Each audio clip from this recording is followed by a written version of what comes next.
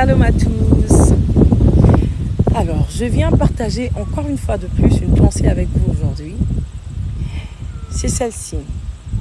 J'ai remarqué qu'autant que nos cheveux, les ongles de nos pieds, de nos mains poussent du jour au lendemain, je pars de depuis quand on est enfant jusqu'à ce qu'on grandisse, on voit une évolution de ces choses.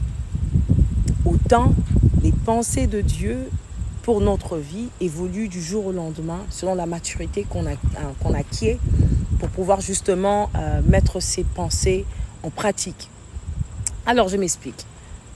Est-ce que ça t'est déjà arrivé d'être par exemple dans une église ou encore dans une assemblée ou encore dans un moment de prière avec des frères et des sœurs et là, pour la première fois, tu entends une prophétie te concernant personnellement, ou c'est à toi qu'on parle, c'est un frère ou une sœur qui te parle, ou même un enfant, le Seigneur peut parler par qui il veut, mais qui te parle par rapport à une prophétie que tu n'as jamais entendue auparavant, mais bizarrement, ton cœur est en paix, ou tu ressens à l'intérieur de toi que cette chose te concerne vraiment.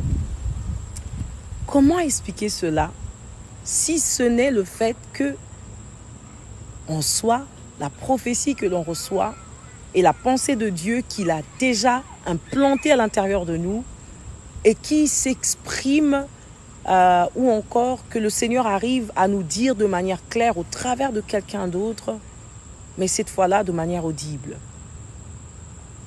Et souvent cela arrive quand on commence à marcher vers la maturité qui nous permet de pouvoir utiliser cette prophétie ou cette pensée de Dieu dans notre vie.